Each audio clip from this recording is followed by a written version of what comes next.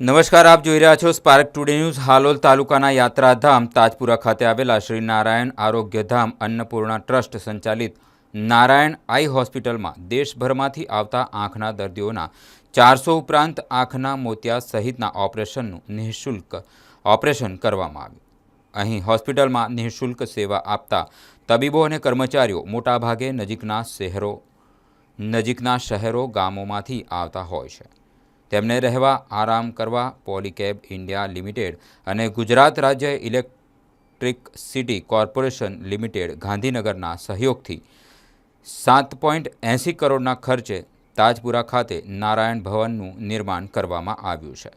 નારાયણ ભવન નામે નિર્માણ પામેલ 8 માળના 2 ટાવરમાં 2 BHK 46 ડોક્ટર્સ ક્વાર્ટર્સ અને 1 BHKના 80 સ્ટાફ માટે આધુનિક સુખ સુવિધાઓ સાથે રૂમ બનાવવામાં આવ્યા છે। પોલીકેબ સોશિયલ વેલફેર ફાઉન્ડેશન દ્વારા ₹2.86 કરોડ અને GSECL કંપની દ્વારા 4.93 કરોડના ખર્ચ કરાયા છે। કાર્યક્રમ દરમિયાન નારાયણ સેવાશ્રમ મેગેઝિનનું વિમોચન કરવામાં આવ્યું હતું। આજે પવિત્ર રથયાત્રાના શુભ દિવસે નવીન નારાયણ ભવનનું લોકાર્પણ નાણાં તથા શહેર વિકાસ અને શહેરી ગૃહ નિર્માણ મંત્રી કનુભાઈ દેસાઈના હસ્તે લોકાર્પણ કરવામાં આવ્યું હતું। કાર્યક્રમમાં શ્રી નારાયણ આરોગ્યધામ ટ્રસ્ટના પ્રમુખ રાજેશભાઈ રાજગોર સહિત ટ્રસ્ટીઓ, પૂર્વ સાંસદ અને GSECL ડાયરેક્ટર ભરતસિંહ પરમાર, પોલીકેબ કંપનીના ડાયરેક્ટર રાકેશ તલાટી, ચિત્રા મેડમ, નીરજ કુંદનાની, હાલોલ પ્રાંત GN પટેલ, મામલતદાર સંજય રૈયાણી ખાસ ઉપસ્થિત રહ્યા હતા।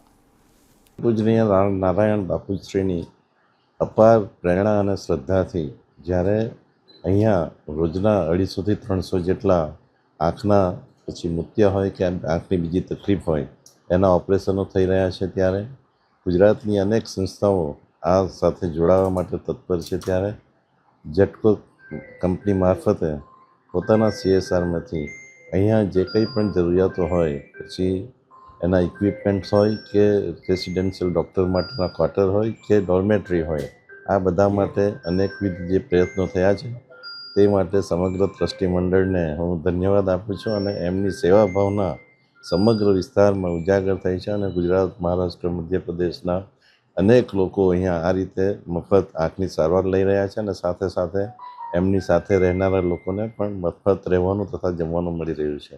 ફરીથી ટ્રસ્ટને અભિનંદન। જે સમારોહ જે થઈ રહ્યો છે નારાયણ આરોગ્ય ધામમાં અને પોલીકેબ સોશિયલ વેલફેર ફાઉન્ડેશન અને એની ટીમ ખૂબ જ સુંદર કાર્ય કરી રહી છે અને જે અમે લોકો એમનો મશીનરી, માઇક્રોસ્કોપ અને જે ઓપરેશન થિયેટરની અંદર સાથે રહીને અને આ જે નવું નિર્માણ થઈ રહ્યું હતું જે ભવનની અંદર નારાયણ ભવનમાં, એમાં પોલીકેબે એને 3 કરોડનું માતબર અમૂલ્ય ફાળો આપ્યો છે।